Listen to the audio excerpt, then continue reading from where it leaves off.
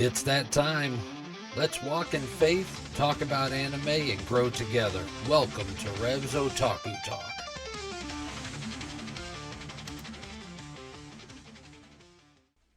Welcome to Rev's Otaku Talk, the podcast where faith meets fandom. I'm your host, Pastor Daniel Reb Blakowski, and my co-host, Kevin K2 Duffy. Howdy. And we also have a special guest, my wife, Sharia Raver Mom Blakowski. Hi. And together we'll dive into a world of anime through the lens of Christian values. Whether you're a seasoned otaku or just starting your anime journey, this is the place where we blend our love for all things anime with a walk in Christ. Join us as we explore thought-provoking themes, inspiring stories, and tackle the deeper connections between our favorite shows and our faith. It's all about finding God's truth in the worlds we love. This is your Christ Walk with Otaku Talk. Let's get started. All right, so first episode, very exciting. So I figured we'd stick with that theme, and we're going to talk about our first animes and how they influenced the animes that we watch today. So I'll start off. I think my wife's going to blow a gasket. All right. So my first anime was Speed Racer. It was introduced to me by my dad. Now, Speed Racer, if you haven't watched it, it's a... Why are you laughing? This episode's already getting interesting. Are you okay? Yes. I'm sorry. Wow. I can't handle you in my ear. Do I sound funny or something? No, all I can think of is there's so many voices in my head. Wow. I'm sorry. It's okay. As I was saying, Speed Racer is a little bit more of a comedy drama type anime. It's got a very classic drawing style. Really, it influenced how, for me, moving forward watching anime, I always looked for that cartoony looking one. I wanted something that wasn't so chiseled whenever it was animated. Something with a lot of colors, a lot of action, and the comedy behind it. I like the funny aspect of it. From there, of course, I got into Pokemon. I got into Dragon Ball Z. And as I got older, I still liked that animation style, that drawing look, which was pretty cool because as I got into cars, the animation style of Initial D is very similar up until the cars start driving. Then it's more of a computer generated type deal. So yeah, that's my first anime. That's how it influenced me going on. All right, I guess I'll go. So like most of us here, I started with the Kids for D, the Pokemon, the Dragon Ball, and Digimon. All those. I'm gonna be a little blasphemous right here for a second. Call them cartoons, not anime. Just those were anime. Yeah. Like I said, blasphemous. I know. But I didn't really consider them anime till probably when I was in high school, middle school, when I watched Late Night Toonami with Bleach, Naruto, Cowboy Bebop, and that's pretty much what I watched during my younger years. In college, my roommate was really awesome. He introduced me to Black Lagoon, Hellsing. More of the dark stuff. Yeah, more of the darker stuff. And also some of the brighter stuff. Porco Rosso. And there were a bunch of others I can't remember off the top of my head, but those were like the big ones he introduced me to. Well, it's cool that your buddy introduced you to Miyazaki. Yeah. We are a big Ghibli house. Very much so. Is it my turn? It's your turn. I can stop laughing now? Yes. So I come from a different household, so anime or anything like anime wasn't really allowed. I do remember seeing Pokemon cards in school, and I thought they were adorable. So that's how I got introduced to Pokemon. But I vaguely remember watching Sailor Moon. I didn't know it was anime, and I was actually surprised that I was allowed to watch it because of all the skin showing and magic that was involved in it. Um, but I watched Speed Racer too, but I didn't know what anime was until me and you got married. So, and then, of course, I was drowned in it. So, Well, it's weird for a lot of us because if you watch Speed Racer or Astro Boy, like the original stuff, yeah. back then it wasn't known as anime. No. No, No, it was just another cartoon Yeah, on it was the another cartoon. TV show. It was a cartoon that came from Japan. Yep. I mean, to them, it was the same as Super Chicken. And if you Sad. haven't heard of that, look it up. You will get a good laugh. But yeah, no, it wasn't until I want to say like the late 70s, early 80s that the name anime started really showing up and picking up. And that's whenever the culture started forming, and that's when everybody started getting very defensive of the word cartoon whenever it comes to anime. Mm-hmm. But it's pretty crazy because, you know, as we were discussing before, all of us have a slightly different background whenever it comes to it. I was in I'm a pastor's kid. I was in a pastor's home, and I could watch Pokemon. I could watch Digimon. My parents weren't too fond of Yu-Gi-Oh, but it's okay. I didn't care for Yu-Gi-Oh. For all you guys who like Yu-Gi-Oh, I'm sorry. I didn't care for it too much. I did like staying up late and watching Cowboy Bebop. That show is legend. Very short run. I wish they would have made more, but they started it off perfect and ended it perfect. Well, I heard they have a Netflix special out on it, and I heard that's pretty good. It flopped. I know. There was supposed to be a joke there, and you didn't go for it. I guess I did in that show. They had a decent cast, but the way they executed it was horrible. So I mean, it's crazy to see how it evolved with each of us. I did have friends who couldn't do Pokemon. There's still a lot of churches out there and a lot of parents out there who don't let their kids watch Pokemon because of the stuff that has come out about it, which could be extremely controversial, and we'll probably do a full episode on it. But what's not looked at whenever they look at anime is where it originated. It's not an American thing, it's a Japanese thing. Yeah, You the look culture's at- completely different. Totally different culture. You look at American cartoons, and I mean we're all, you know, heroes, G.I. Joe, Mask, Spider-Man. Princess gets saved by the Yep. prince. Blech. Yeah, I mean that's spewing American culture.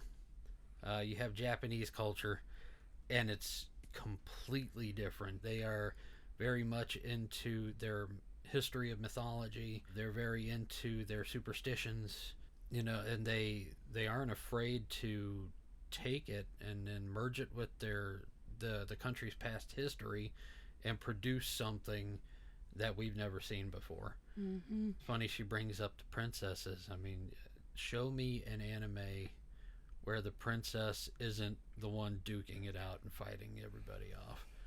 There's not that many. No. I mean, they kind of give the warrior princess vibe and everything. Yeah. No matter how prissy they are, Mm-hmm. they are pretty bad. So I mean, it's pretty crazy, and it's something to see how it influences us personally, but then we look at how it influences the culture around us, and it's pretty crazy how big the culture has gotten from that influence. I was just gonna say, one thing that I think is interesting is the fact that a lot of the anime keeps with that vibe, where a lot of the stuff coming out of America, it flows with every generation. Like, it changes with every generation.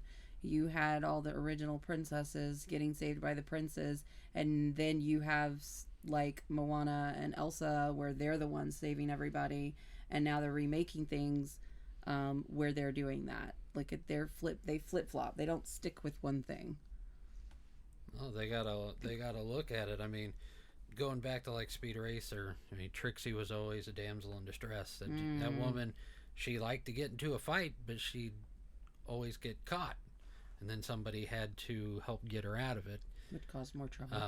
Stupid Trixie. You go into Dragon Ball Z, and you got a very strong personality, very strong personality women. I mean, Bulma and Chi-Chi, they were strong personality from the get-go, and as the anime grew, and you went from Dragon Ball to Z to Kai to Super, as they grew up, they only got more and more fierce. Yeah. Well, that's like in Fairy Tale. You've got Lucy, who looks like the damsel in distress, but whenever things get real, she steps up and then kicks some butt. Yeah. So, I mean, you have a even lot the more. prissy lucky ones are bad. You have a lot more of that culture coming into America, then America's going to have to rewrite their stories a little bit to combat it. Yeah. So, I mean, there you go. Corporate influence. So, I mean, it has a huge influence. And now, if I remember right, they said for Gen Z, 80% of Gen Z watches anime. Well, that's because they want, the females want those empowering models, role models, where men have always had that. Women haven't really had that. So whenever you had a woman stand up for herself, it was like, wait, you're in the wrong category, go somewhere else. So now that they have that, it's going to become popular. I don't know about you guys. Well, I don't know about you, Kevin, because Yeah. I know Sharia. Whenever we were in school, I know whenever I was, because of the fact that I like anime, I was looked at as a Poindexter. I was a big nerd. They looked at me weird, and I embraced the weird. Now, I wasn't weird, I didn't say you were. but you said you know me. Yes, you weren't allowed to watch it. Oh, yeah. But I wasn't weird like so you. offended. Yeah, because I wasn't weird like you. Jeez. Now you match my weird. Congratulations. Yeah, I wouldn't say I was part of the weird group, but definitely I wasn't Not in by any choice. sort of a popular social circle. I kind of stayed to myself during the school years. I did too up until a point, but that'll be a story for another time. That's a very long story. Why are you laughing again? Because in my head I was thinking I was a ditto. Because I molded to every group. Like I had friends in every group, and I was like, I'm a ditto. Oh my gosh, I hate that Pokemon. She doesn't like the purple blob. I don't. Its eyes are the creepiest things in the world. Okay. When they did the Pikachu movie, oh my gosh, I can't stand that ditto creature, even more. Yeah. Of course, you gotta admit the episode where they introduced Ditto and Pokemon, he was a cute Pokemon. Yes. Yeah. He couldn't change his face. I didn't say the cute. That cuteness was no. I'm talking about in the movie. But I just Anyways, voices in my head again. Sorry. Right. All right. So it's influence is pretty much a theme for this episode, and we've talked about how anime has influenced us, but as a Christian, God's word influences us as well. One of the biggest stories, it's in the Old Testament. This story impacted the environment itself and the families and stuff that were around it. This is seen in the story a lot. He decided to settle in the city of Sodom. In Genesis chapter 13, verses 12 through 13, it says, Abram settled in the land of Canaan, while Lot settled among the cities of the valley and moved his tent as far as Sodom. Now the men of Sodom were wicked, great sinners against the Lord, and Lot's decision to live near Sodom eventually resulted in a moral compromise and a big personal loss. Now, if you don't know the story of Sodom and Gomorrah and Lot, whenever God said he was going to destroy the city, he told Lot to take his family and run and not look back. Now, his wife, and all the chaos, and probably thinking in the back of her head of whatever friends were in the city or her favorite places, memories, Well, most of her family stayed too. she looked back and God turned her into a pillar of salt. I mean, Lot lost his wife, he lost part of himself in the midst of that. And that wouldn't have happened if he would have stayed in the land of Canaan. But he made the choice to go toward Sodom to where he could be influenced in sinful ways. Influence doesn't just stop there. If we look in Jesus' story, Jesus showed us how to engage the world while preserving spiritual integrity. He interacted with tax collectors, sinners, and yet he remained untouched by their ways. In John chapter 17, verses 15 through 19, it says, I have given them your word, and the world has hated them because they are not of the world, just as I am not of the world. I do not ask that you take them out of the world, but that you keep them from the evil one. They are not of the world, just as I am not of the world. Sanctify them in truth. Your word is truth. As you send me into the world, so I have sent them into the world.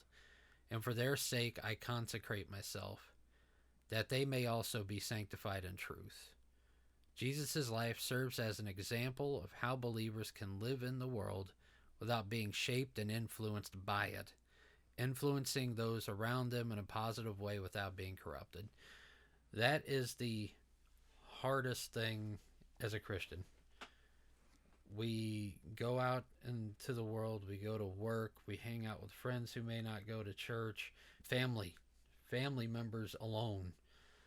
And sometimes what they do, whether we notice it or not, we go and start doing the same things that they're doing, and then we find ourselves doing things we shouldn't be. And it's human nature.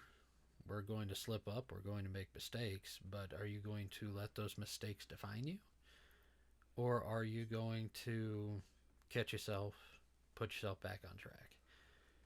How are you going to let that influence take over? I think it's an inner struggle. You gotta fight because I'm dealing with a bit of a depression cycle right now, and it really does speak to you just gotta keep moving forward and kind of fake it till you make it, and just not look back. Don't worry about the mistakes you made, and just keep on trucking along and look at what you can do better. It also helps whenever you don't look in the past too. I know I struggle every once in a while with that, and trying to move forward while you're being held by things in the past can also keep you grounded in that. And so when you try to, I know for me, I try not to let that happen, because when that happens, that's when I get sidetracked and stuff like that. So it's a struggle that everybody goes through, and it's not something to be ashamed of. I mean, Kevin, whenever I met you, we met at work. Yep. And I would always have music blasting, and you would come in and you would comment on the music I was listening to, and I'd be like, yeah, it's this Christian group, and you're like, that's Christian? It's like, yeah. I was, wow, that don't sound too bad. And you kept coming back. Yep. you didn't scare them away. No. No, I usually scare people away. That is usually the case. But you kept coming back, and our conversations got, longer and longer and longer, and, a friendship started growing, and just something like the small influence of how I like to keep my atmosphere, Yep. Started influencing you, no matter how small of a way, up until the point to where you started asking me about church. I did. And now you've been going to church with us for a couple of months. Yeah, a couple of months, yeah. But, and that's one thing too to keep in mind, is change little things like the music you listen to, or like just little things here and there. Something like if you're watching something and it's getting you in a bad mood, change what you're watching. Or if you are doing something and it's getting you in a bad mood, change what you're doing, or reading a book or whatever. Little things is what will help. A lot of people don't realize that the small things are what influence you the most. Yeah. Because they're the things you don't realize are influencing you. Yeah. I mean, growing up, I got in with the crowds whenever I first started getting really into music and recording and studio work, and it's that crowd started influencing me, and as they started bringing in gang members and drug dealers and stuff like that, that influence started influencing the way I was, and I started bad mouthing friends, started pushing people away, and it was a very destructive path for me. But in the midst of all of that, I could see where God inserted himself. I took a friend home after we were done at the studio, and I pulled into his driveway. I was dropping him off, and he looks at me and he goes, he's like, man, I want to be a Christian like you. And I'm like, you don't want to be a Christian like me. I'm not a good Christian to begin with, especially now. I'm not setting a very good example. And he goes, no, I want that Jesus thing. He saw the small amount that I was letting show, and that's what caught him. And that night, I led him to Jesus, and I rededicated myself, and that's whenever my internal fight started. And long story short, God took all of that out of my life, and he started placing new paths in front of me, new doors, one of them being my wife. And then we moved very quickly after we got married, and got completely out of it and started a new life. But the small influence, the small bit, is what influenced somebody else and brought me back. And that's a challenge in the world we live in today, because of how easy our influences can change.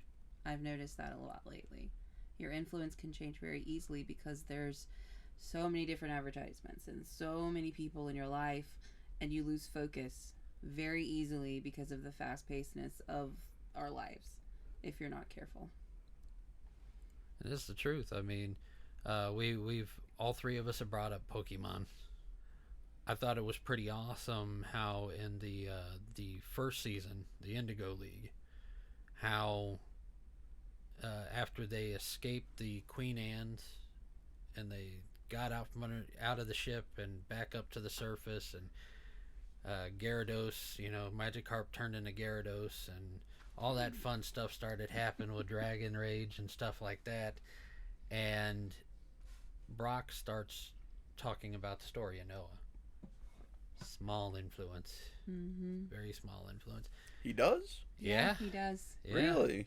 He brings up Noah in that Really? episode. It's been so long since I've seen it. I gotta go back and check that out then. Yep, Wow. It's okay. I was shocked too. I was like, wait a minute, is he doing what I think he's doing? And Daniel was like, yep.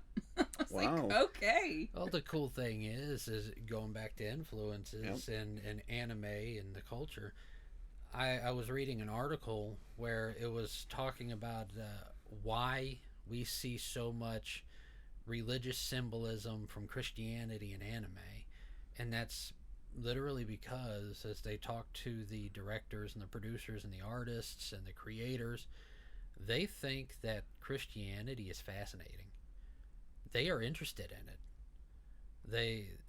It's cool to them. They don't understand it. Rule of cool, it works. But works in our favor, right? They love it. We're actually gonna be doing an episode on it, so this will be a little bit of a teaser for you. Trigun. Okay. Yeah. Another pastor introduced me to Trigun. Tony T from the Nerd of God cast. If you guys want to listen to another podcast, listen to that one. There's a little excerpt for you guys. He introduced me to Trigun. He said that was his favorite, and I'm like, well, I gotta watch it now. And I watched it, and at the there's this foul-mouthed pastor that is always in there, and he's carrying a big gun on his back that's wrapped up, and it's in the shape of a cross, crucifix. yeah. And he dies, and the girl that he built a relationship with was crying in the church, and you have Vash the Stampede. He's getting ready to go out and battle his brother, and she gives him the gun. And he grabs it and he picks it up and he goes, "Whoa, this thing is heavy." And she looks at him and says, "Because it's hope."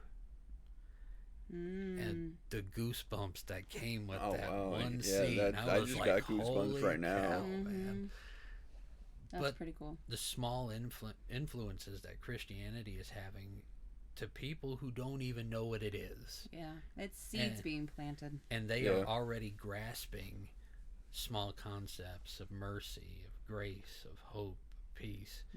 And they are all directing that to the Christian church. So it's really cool to see the influence that's there. And the question that I have is, why isn't anybody taking advantage of it? Now, there are a few of them. Very few. But it all goes back to the small things. Going back to my first anime, Speed Racer, Speed was influenced by his father. That's where his love for racing came from. That's where taking care of his family came from. And whenever his dad was denied the money at his job to build his new V12 design for the Mach 5, and they completely rejected him, Speed entered a race against everybody's wishes to get the money so that he can build this motor himself, build it at home, show them, hey, this design isn't baloney. It is possible to go this fast, and we're going to prove it.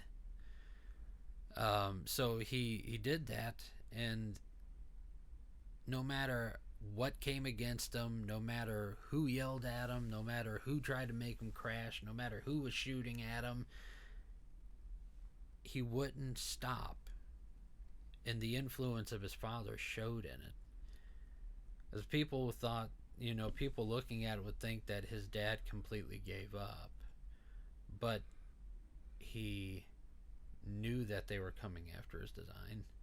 He hid his design, and he was trying to figure out a way to build it. He was still trying to do it. He just didn't know how. He didn't know that his son was taking care of the other half, even though he told him not to. But Speed is he's bullheaded like his daddy, and he wasn't going to let that stop him, because that's what his dad would do. And if we look in the book of Philippians chapter 4 verses 8 through 9, Paul wrote to the church of Philippi and said, "Finally, brothers, whatever is true, whatever is honorable, whatever is just, whatever is pure, whatever is lovely, whatever is commendable, if there is any excellence, if there is anything worthy of praise, think about these things.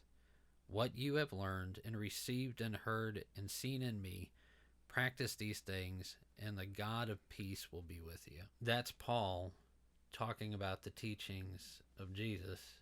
And you got to think where all that came from. It came from the Holy Spirit. It came from what he knew his Father wanted him to do. And he did it. I don't doubt that the human side fought with him, because he had to go through temptations and everything else. But he knew the influence of his Father, and he knew where it was going, and he knew what he had to do. And this is what Jesus looked for in everybody. He looked for what was lovely, what was commendable, what was excellent. It could have been muddied up with something else, but that's what he clung on to. And that's what he chose to point out, what he chose to cultivate and churn up, not just within himself, but within his disciples and the people that he met. And Speed Racer was doing the same thing. He knew the influence of his Father, and he went out and he executed it against all odds. So whenever it comes to things around you, I know you said that you're going with a bout of depression. Yep. Me and Sharia, we're going through this thing where we're trying not to let our past influence our present or our future. And if we were, like you said, if we were to turn our minds away, turn our hearts away from those things that are tearing us down, and let the positive influences take over, then we'll slowly but surely move out of that place. We won't be living in our past. Our past can't, our past made us who we are, but it's not going to make us who we're going to be. That's right. The past could be tearing you apart. It could be bringing you down. But if you replace those thoughts with something small, it's going to pull you out of that place, and it's not going to define your state. Mm-hmm. So, it's something that everybody needs to remember. What you choose to influence you is what's going to influence you. Just got to pay attention, and you got to cling on to what's lovely, what's true, what's commendable, what's excellent. Cling on to it. Hold on to it and cultivate that. Not the negative. Right. The only thing that came to my mind is that why you put all the Dragon Ball Z stuff up to influence me to try and watch it more. You tried. She got to season 3, guys. She couldn't get past it. They take too long with the fights, okay? That's the whole point of the show, though. Oh, my goodness. It's a shonen anime. There's supposed to be fights. 30 minutes of kapow! Boom! That's it. That's all. Come back next time to see what happens. Wow, she just put the plot of every single battle out I there. did, exactly. Yeah. So what is the point of watching it? Other than when he gets with Chi-Chi and Vegeta gets with Bulma, like, all of that drama. Because it's the small stories that's in between the That very takes long 5. battles that are awesome. Are those small stories worth it? Huh, let me see. Somebody told me that it would be worth it for me to watch Dragon Ball Super, so I started. And? At which point I looked at it. I'm sorry for that information. I don't know who gave you that bad information, but that was bad information. Well, here's see, what I got. This is who you need to be talking to. This is what I found out, and I've only gotten up to the point where Frieza is there. I watched Dragon Ball Z Freezer? Battle of the Gods. Yeah. I watched Resurrection F. I watched Broly. I watched Superheroes. If you just take those, And you smash it have into pretty one? much got the summary of the entire thing. Oh. The only stuff that's not in there is the comedic inserts of Beerus and I cannot remember the other the destroyer's name. Is it Blender? No. No, But the little purple one you're talking about, right? Yeah. There's a fat purple one. Yeah. Yeah. like it's a child. Like he's not child, but he has like the mind of a child. Yeah. Yeah. Oh my lord. It's like I looked at that and I'm like, dude, I've already watched all the battle scenes. Why? I'm literally just watching it for the 3 episodes that's in between the battles. See, how you feel right there is how I feel with the entire thing. Understand now? Dragon Ball Z didn't do that. And that kind of tells you my age range, because Dragon Ball Z was it. I'm just going to keep praying for you. Except that one. I like that one. I'll watch his episodes. Oh, Piccolo? Mm-hmm. For those of you at home, she is pointing at my big autograph poster of Piccolo. I think he's handsome. He's a cool guy. If he was real life, he'd be on my list. He was a better dad to Gohan than Goku was. Very true. And Very the fight true. starts. All right, so talking about Goku, that's going to take us to our next segment called Questions from a Cup. Now, this is how Question from a Cup will go. You, the listeners, have the opportunity to send in questions, whether it's through Facebook Messenger, or you're commenting on one of our posts, or you send a question in, or you send one in on Waku Waku. If you are not on Waku Waku, I recommend it. It is a anime watch list app but you can also give reviews and build your watch list and share your watch list and your thoughts of the animes with everybody else that's on there. We are on there. I give Christian reviews to the animes that I watch. So far, I've got 151 up that I have watched so far with reviews. And so, if you are not on Waku Waku, I encourage you to do that. The username for the ministry is Reverend Otaku 9000. I didn't know how many animes I had watched until I compiled it into a list. So we're gonna take all your questions, we put them into a cup, and we'll pull a couple of them throughout our episodes. So, without further ado, questions from a cup. And Kevin, I'm gonna have you pull the question and read it. All right. So what we got here is kind of this actually. I think will fit perfectly since we were talking about Sodom and Gomorrah just a little bit ago. Is why does God give us free will if sin and debauchery is an option for us, and then He punishes us for when we do it? Very good question. Starting off with a hard question already. Yep. I would have been like, what was your favorite anime? But that one's even harder. Well, our questions for the questions in a cup, they can be questions about anime, they can be questions about mangas, they can be questions about the Bible, the church. This whole entire this whole podcast isn't just about anime. It isn't just about its interaction with the church, but it's there to grow with each other. No question is a wrong or bad question.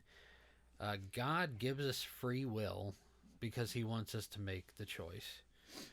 That's the reason why whenever Jesus came to earth, He went through temptation Himself. He knows that it is something hard to do. Just in case the person who asked this doesn't know the story, Jesus fasted for 40 days in the desert, and Satan himself came and tempted Jesus 3 times. First one was, turn these stones into bread so that you can eat. He knew Jesus was hungry. 40 days without eating would kill people. Okay? Depending on who you're talking to. If you're my son, 10 days will kill you. And then the next one was that he took him up to the top of the mountain. He said, I will give you all of this if you bow down to me. And Jesus, being weak, He is physically weak, He is mentally weak, He's emotionally weak. You got to think He's human right now. He's not, in His God state. Even though He is God, he was God on earth, and He still is. He came down to be like us. So that is very tempting. I mean, He's down at the bottom of the pit right now. Any way up is a good way. And He still said no. And then the third temptation, He took Him up to the pinnacle of the temple. And He said, God has given His angels charge over you. If you were to stub hurt your foot, they would come to your aid. And He said, throw yourself off of this and let them catch you. And, He would reward him. And He still said no. So He's offering him food, He's offering him kingdoms, He's offering him the world. And it's no. But the whole thing behind that story is even though He said no, He struggled with it. He struggled with it. It's hard to say no to something that looks so good. But the sheer fact that we say no, it's a matter of self-sacrifice. And that's what God wants from us. He wants us to sacrifice our worldly wants and desires to follow Him. And where people think that God is punishing them for it, I shared with you where I was at in my life. Underage drinking, like I said, hanging out with drug dealers. One of them ended up being a murderer. Oh, wow. Hanging around gangs. I felt like I was being punished. But now that I look back on it, it wasn't God that was punishing me. It was the consequences behind the choices that I was making. It was me who was punishing myself, so to speak. I constantly tell my son it's the consequences of your actions. Mm-hmm. You can't do something wrong and not expect a negative action to come back against you. Well, it even shows at the beginning of the book, in beginning of the Bible, when with Adam and Eve. Adam and Eve had free will. They were able to choose right from wrong because it's always been there. The difference between then and now is that evil didn't enter the garden until the snake came, which was Satan himself, and pointed out all of this. But God laid down the laws. He laid down the rules, just like me and Daniel do for our kids. Listen, if you do this, everything will be peachy keen. God told him you can have everything else but this one tree. If you take this one tree and eat it, this is what's going to happen. Meaning the natural consequences of not following the rules is going to happen. And that's when sin entered in the world. Even Adam and Eve had free will, but it was, and when they made that choice, they had the consequences just like anybody else nowadays. The difference between then and now is we have somebody, like he was just explaining Jesus, we have someone that we can look to who went through probably not the exact same scenarios that we did, but he went through trials, he went through temptation, he went through, I mean, there are a few other people who went through. Stephen was this, another one. Paul, he was a murderer, killing Christians, going after them, chasing after them, and killing them, and he was even saved. So it's basically, I mean, there's hundreds of rules in the Bible, and it's not like trying to block us in, so to speak. It's, if you do this, this is what's going to happen, and we like to do this just to see if it does. And like, I'm gonna run off the road, I'm gonna see if I wreck, like it's a natural consequence of things. But we have examples of those that chose good, so we can see if we choose good, this is what'll happen. If we don't choose good, this is what'll happen. And like you said, it's not necessarily God punishing us, it is the natural consequences of our choices. And you've also got to look at, she brought up Paul. Mm-hmm. Okay, Paul was Saul back when he was murdering Christians. Okay. Whenever he was, whenever God caught him on the road, Mm-hmm. he struck him blind. Yep. And he told him to go see this, was it priest? He told him, I cannot remember. It was there. I'm looking it up. Sorry. You're looking it up? Okay. Yes, because I don't know the name. It's bad whenever you know the story, but you don't know the name that goes in the story. That happens to me all the time. I'm horrible with names. Keep talking, I'll find it.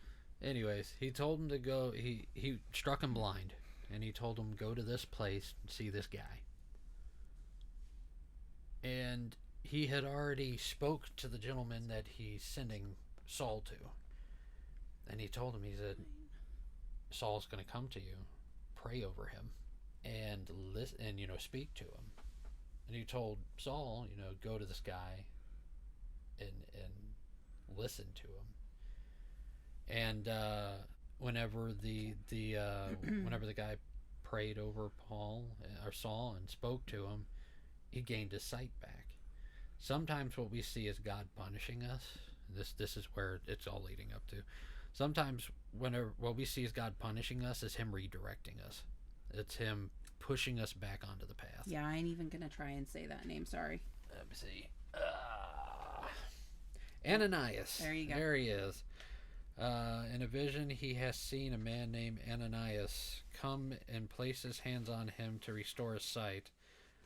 Lord, Ananias answered, I have heard many reports about this man and all the harm he has done to your holy people in Jerusalem. So Ananias knew who this dude was, and he never even saw him. But Ananias God put Ananias into Saul's path to correct it. So you can look at it as God punishing you, or you can look at it as the correction that it's meant to be. Yeah. I'm putting you on the correct direction. Straight and narrow is the righteous path. If you've ever gone on a hike and you're going down a straight, narrow path, it's not as easy as it seems. Mm-hmm. You'll wobble around. You might stumble off to the side or stumble off this way. Or, oh, there's a bigger, easier path. Let me go this way. But if you're hiking through the woods, especially around here, that big path always ends up going back to the small one. Unless you are stubborn enough to keep pushing through. Mm-hmm. It always redirects you back to the small path. That straight, narrow, right way. So God isn't there to punish you. He is guiding you back. And he'll put things and people in your life to help nudge you back in that direction. So I hope that answers the question. I think it does. That was a very deep one. I think expecting. it was a very good one, though. It was a good one for to our first, start. For our first question, that was a good one. It kind of shows. It was a very good one. It shows everybody what type of questions you can ask. And you can also ask what our favorite Pokemon is. So we will leave that question for later. Oh, man. Do you want to do one more question, or do you want to stop with one question on this episode? Oh, Because that I'm was good. a longer You one. want to pick a question? Sure. Okay, question from a cup. This one says, what is your favorite Pokemon? Oh, Lord. My favorite Pokemon is a type. Hold on. Because I think we need to narrow this down. Just because I know whenever we were kids, there was a certain amount of Pokemon, right? There 151. 151. Now there's like, oh my gosh, hundreds of Pokemon. I don't think I could 400. name something outside of the original 150. Yeah. I get past the song and I'm good. Like, There's over 400 right Yeah. yeah. Yeah. So from the original, I think we need to do from the original. Both of my favorites are from the original. Oh, you can only have one. Only one? Yeah, like if they battled, which one do you think would win? You would win. Oh, jeez. How did I not know that? Outside of Mew, my favorite is Pikachu. And why? Because Pikachu's awesome. Oh my lord. I mean, come on. You got Pikachu, who's at that time was his base evolution. As it went on, we found out that it wasn't his base evolution. Is that after the 150 something? Yeah. Oh, Yeah. okay. Yeah, it's whenever the baby Pokemon started coming out. You had Pichu and all those. But Pikachu never evolved. Yet that dude became stronger and stronger and stronger. Didn't he have a chance to evolve? And Yeah. then he chose not He did, to, right? yep. He had the chance to evolve. If I'm not mistaken, just in the first 2 seasons. I know the first time was a stone. Yep. Mm-hmm. Was I remember an that evolution stone. And if I'm not mistaken, there was a point where he almost evolved a second time. You guys can correct me if I'm wrong. I don't remember that. You don't remember that? No. I swear I could remember there was a point where like Pikachu's natural evolution was about like he just naturally hit that XP level. and it was time to go and he just stopped. I could be wrong, so it's been forever since I watched Pokemon, and I'll be flat honest, I didn't watch it after Orange, which is like season 5. Okay. Was I right? I don't know. You don't know? Okay. No, you want me to look it up? I'll look it up. So because I love looking things up. We can leave this controversy to everybody out there in the world. Guys, if I'm wrong, tell me. Okay. I remember the one time with the stone, and I thought it was very interesting because most of the especially Ash's Pokemon evolved, and Pikachu was like the only one that didn't. Okay. I don't remember him doing it a second time, but I could be wrong because I haven't watched them all. So. Okay, so while Shareya is looking that up, You really want me to look it up? Okay. All Kevin. right, I got 2. One for the games, and then just one for like if I had to have one in real space. Okay. All right, for the game, Beedrill all the way. Beedrill. Beedrill. Wow. Beedrill's a good one. Beedrill. Don't forget your EpiPen with that guy. Yeah, right. I stay away from him. Okay. And then if I had to have one as a pet, Arcanine. Okay. You're definitely a dog guy. Definitely. Yeah, see, if I had to pick one as a pet, I don't think I could do a mouse. I definitely couldn't do a snake. So Ekans, Arbok, you're out of the question. Yeah, I think if one is like a pet Pokemon, it would have to be like a Squirtle or something. Okay, Squirtle's a good choice. On the game, Winby Ditto. no. Oh, Ditto, turn into the pet of the day. Yeah. On the game, whenever I played, I think my choice on blue, besides, because I did choose Squirtle, and whenever I played blue version back whenever it came out, I think the other one that I really ramped up was an Abra. Abra, okay. Yeah, getting that guy to evolve all the way. Yeah, that was a exciting. pain. It was a pain getting them. Oh yeah. Okay, so the only thing I can find is the one time, Okay. but I do like the reason why he didn't evolve. Okay, what's the reason? Because he wanted to prove that he could win the battle as himself. I Yep. think that's kind of an awesome reason. He didn't let the outside influence his decision. I think that is awesome. Yeah, he wanted to demonstrate that you don't have to become something else in order to overcome obstacles. See, and they said Pokemon was evil. I think that's pretty cool. That's a good example to do. You could do a sermon on that. Oh, look at that. She's already got Yeah. it right in sermon. Oh my goodness gracious.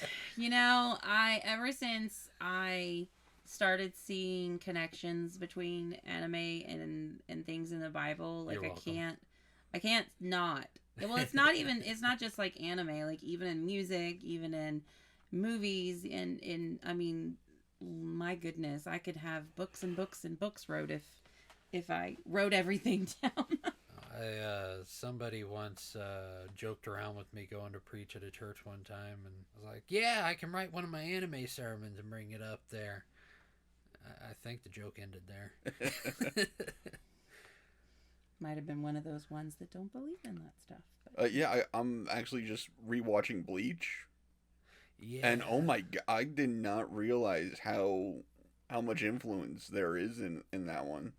Well, and at that point, they're literally battling on a spiritual plane. That is true. I mean, it's legit. That's where they are at. They are battling on the spiritual plane. That reminds me, I haven't 100% completed that one. I'm gonna have to finish that one. Those on your list?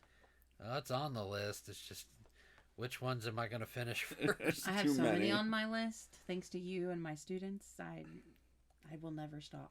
Yes. I got get people influenced on the everywhere. I got the people on the other side. I get influenced everywhere. Hey man, I loved doing the trunk or treat last year at her school. I did my trunk up as a giant Gengar. Nice. And I had the Pokemon theme song playing, and then I edited and inserted Gengar's voice into the track randomly. And there was this little girl, had to be like first or second grade, walked up, and my trunk, you had to stick your hand in Gengar's mouth to get the candy. And as she stuck her hand into the Gengar's mouth, you hear, Gengar! Yep. And that girl almost started crying. She pulled her hand out so fast and ran to her mama. And her dad was back there, and he turned around. He was trying not to let her see that he was laughing. And I'm like, look, it's okay. I stuck my hand in there. I was like, get your candy. Look, I'll open his mouth. Go ahead. I'll hold it open for you. She wouldn't do it. She wouldn't even go near his car. Oh. Like, at all. I mean, Wouldn't go that's near. a Halloween for the memories, though. Yes, it is. That dad will never forget that. And You'll her never dad forget loved it. it too. He goes, man, is that a Pokemon? I was like, yeah. Which one do you think it is? He goes, oh no, Gengar. It was pretty awesome. So, do we have any last thoughts? I think I think we're good. You good? Nothing else to add? Yeah, my favorite Pokemon is Bulbasaur, and Bulbasaur rocks. Just saying. Yes, she wanted the protective Pokemon with an attitude. Exactly. I mean, Bulbasaur is a really good choice. Small and sweet. Yeah, it's until funny. you make them mad. I introduced her to Pokemon. Her introduction to Pokemon was very weird because of the fact that whenever we first got married, I hadn't had a job outside of a family business, so me getting a job was a little tough. So she would go to work, and I would fill out applications, go to interviews, but then I'd come home and I'd take care of the apartment, make sure it's cleaned up, cook dinner, try to have it ready for her when she got home. But she had a friend of hers. I don't remember her name. She was a redhead. They come to the house. It was she who must not be named. It was not her. No. Oh wait, no, that was later. Oh, I don't remember. That was later. Wow. Don't ask me what that was. Someone's phone's going off. Because I'm popular. While the mics are on, silence your cell phones. Thank you. But they walk in, and I'm watching. I have episodes of Pokemon recorded onto a VHS, and so For all of yous that don't know what that is, that's a big tape. So they walk in, and I'm blasting Pokemon in the house while cooking dinner, and she walks in and she goes, "What the heck is this?" She goes, "I don't want to watch that." And her friend is like, "Wow, I haven't watched this in forever." I married a child. And that was her introduction into Pokemon. What's hilarious is I continued to watch Pokemon, and then she finally sat down and was watching it. Because I was introducing our kids to it at that point. And, ooh, Bulbasaur's cute. And then the Bulbasaur thing became a thing. No, it actually happened before that. Oh my gosh. Bulbasaur was the very first Pokemon card that I ever had. No idea where the card went, but that was the only one I had, and I hid it. And, yeah. She had a secret Bulbasaur crush she had to hide from her family. I thought Bulbasaur was so cute and beautiful because the flower. Well, it was a bulb, obviously, but it turns into a flower. Yeah. It turns into a wrinkly frog-looking dinosaur named Yeah, Dinosaur. ugly, yeah. You like a mouse, okay? Yes, but Yours is a mouse that eats cheese. He eats But anything. it can charge your phone, though. That I will give you. Exactly. I will give you that. Exactly. I will give you that. But mine is beautiful. I mean, come on. The pleasant backup to look generator in the Pokemon Center was a bunch of Pikachus. Vine Whip comes out. Come on now. Whip your tail. Jeez, so violent, so violent. We're talking about electricity and powering stuff, and you're talking about whooping my butt. That's how I keep you in line. I'm kidding. I'm in an abusive marriage, guys. No, I'm just playing. She's whooping me with a Bulbasaur. Yes, our Pokemon card battles are legendary. Yeah, because I always win. It is true. No matter how many legendaries I have, she finds a way. And I've been playing since 1998. Yeah, I've only been playing a couple years, huh? Yeah, I think you got your first deck whenever we moved into our house. Mm-hmm. So 3 years ago, I beat her like twice, and she's been kicking my butt ever since. All right, so before I embarrass myself any further, And he still likes Dragon Ball Z and can't learn a thing about beating anybody. what I Wait, learned hold from on. What's Dragon... that guy's name on Dragon Ball Z that never won a battle? Yamcha. You're Yamcha. I was going to say Krillin. Krillin, too. Krillin Doesn't beats Krillin- some people up, man. Doesn't Krillin die? Like, Yeah, he dies Yeah, and gets he brought dies, back. Frieza yeah. killed him. Oh, yeah, that's right. I remember that meme. There was a meme, and Well, that was season 2. You watched it. What was his name? Shimron?